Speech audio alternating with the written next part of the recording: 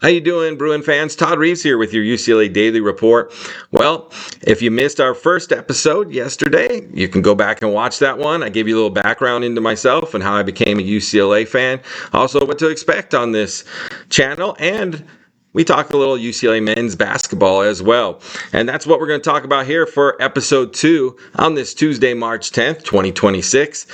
But let's look back at the Bruins and their victory against USC on Saturday, because when you have a beatdown like that against your crosstown rival, you got to talk about it more than once. It was such an enjoyable 2 hours of basketball to watch as UCLA absolutely throttled the Trojans. USC has been mired in a slump, but UCLA came out focused. They came ready to play. It was a tight game for the first 10 minutes, and then UCLA just started hitting shot after shot, led by Tyler Bilodeau in the first half, and then Donovan Dent and Eric Daly in the second half were absolutely on fire, and the Trojans could do nothing about it. And you have to give credit to UCLA for coming out focused. You know, it is a rivalry game, but it's one of those games that UCLA didn't really have to have. I mean, it would have been a nice victory, but did they need to get that win to get into the tournament? No. But you know what? They decided that they were going to take no prisoners when it came to their rivals, and they did just that. It's the third year in a row Mick Cronin and his squad have won at the Galen Center.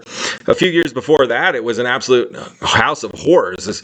UCLA just could not beat the Trojans at the Galen Center, but this year it was a absolute throttling from midway through the first half to the end of the game, when the Bruins won by 21, and they really could have won by 30 or more if they had kept their foot on the gas.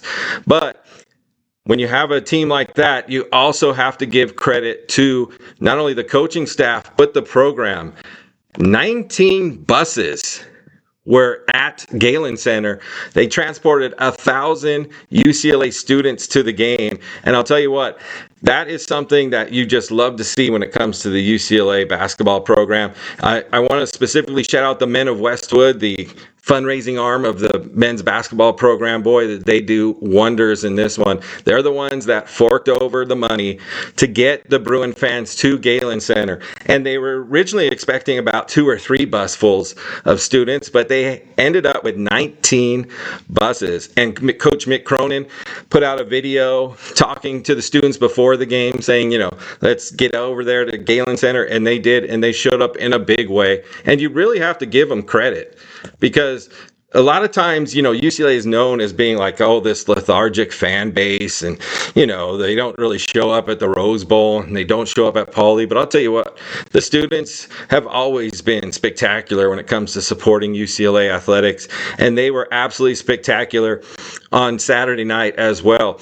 Not only that, but they had their familiar chant of FUSC, which they started to chant towards the end of the game. And USC, the ushers and the people working the arena, weren't too happy about it. And they actually did threaten to kick the students out of the arena, but they never did.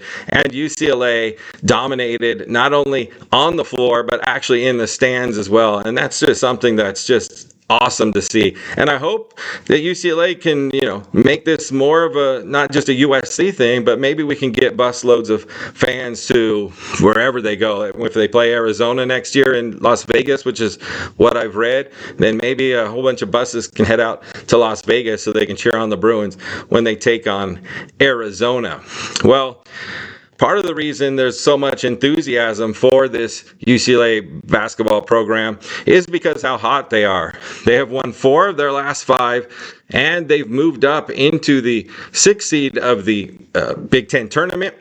And in the process, also might have saved Mick Cronin's job. I mean, if you rewind a few weeks ago when he ejected his own player, Steve Jamerson, from the game after a flagrant foul, and basically sent him to the locker room in kind of an embarrassing moment. And then things went from bad to worse. They got blown out by Michigan State on that night. And then in the press conference afterward, I'm sure you've seen it, you know, Mick Cronin had some not so nice things, let's say, to say to a student reporter from Michigan State. And kind of was not a good look for Mick Cronin and people. There were some rumblings. I mean, there were stories written that, Cronin could be in trouble. This is the way, you can get, fired. Not only is the team not playing well, but, now you have this kind of public relations nightmare with, Mick Cronin not looking so great when it came to a reporter. But to his credit, he did apologize once they got back into LA, apologized to the reporter, apologized for, everything that happened at Michigan State. And, when you take accountability, and then not only that, but you kind of turn things around, because ever since then, UCLA has been a different team. Now, part of it might be the fact that, hey, they got Sky Clark back. He's been hurt for most of this season with a terrible hamstring injury. He's come back. It's a new starting lineup, because with Clark in there, they now go 3 guards with Tyler Perry and Donovan Dent in the backcourt, and they have Tyler Bilodeau playing center and Eric Daly playing the power forward spot. So that was a lot different, because before, when they didn't have Booker, they couldn't have gone with, when they didn't have Sky Clark because of the injury, they couldn't have gone 3 guards. They had to go with the starting 5, where they had Booker in the center spot, and they only went with 2 guards with Perry and Dent. So it was a little bit of a change in the lineup, but also getting Sky Clark back. It's veteran leadership. He's a good shooter. He actually played pretty good defense on Saturday, even though he only scored 2 points. And defense has been something that the Bruins have really struggled with this year. But I'll tell you what, the one thing you got to say about Mick Cronin is he really has gotten the team, on offense anyway, to take care of the basketball. They're one of the best teams in the country over the last month of when you're talking about turnover rate. They have really done a phenomenal job in turnover rate. They don't turn the ball over, and it doesn't lead to fast break, easy points for the opposition. So, the Bruins, if they can kind of tighten up the defense, they might be a dangerous team in March. But either way, you don't hear anything about Mick Cronin and his job security or anything like that, like you did a few weeks ago. And part of the reason is, I think I kind of read something about Mick Cronin maybe being a little more lighthearted with the team, joking around. There was, some reports of him joking with Donovan Dent and, being a little more loose ever since the Michigan State fiasco. And maybe that's the case. Maybe not. Maybe it is just Sky Clark. But either way, you don't hear any rumblings anymore. And Mick Cronin's job appears to be safe even after he signed that contract extension last summer, which we didn't hear about it until a couple months ago, but he did sign it. So he's probably really wasn't going to go anywhere anyways, but this winning streak definitely has helped in the job security department. And Mick Cronin hopefully is the coach for a long time, for the rest of his career, or as long as he wants to be. Hopefully he wins a lot of games, and hopefully gets back to a Final Four, and maybe we can hang the 12th championship banner in Pauley Pavilion. So basketball is on the rise. They're doing well. Another team that's doing well and on the rise is the football program. I think I mentioned yesterday about head coach Bob Chesney and the remarkable job he's done, and how he's just been a force of nature all around town here in LA, meeting people, getting the word out about the UCLA football program. But I just read a few minutes ago, too. I just read some reports about how there was an Under Armour camp yesterday or this past weekend in Arizona, and how there was a few players that looked really, really good in that camp. And a lot of them are UCLA, on the radar for UCLA. They're UCLA recruits. So is it a Bob Chesney thing? Is he also not only getting out in the community, but also recruiting very well? And let me know in the comments, Bruin fans, what kind of recruiting class are you expecting this year? They really went heavy into the transfer portal this past season. Will they have to go in the transfer portal again? Are we looking for a top 20 high school recruiting class? Because, you always have that juggernaut across town at USC. Everything you read, it's almost like they get the pick of the litter all across the country, all these 4 and 5 stars.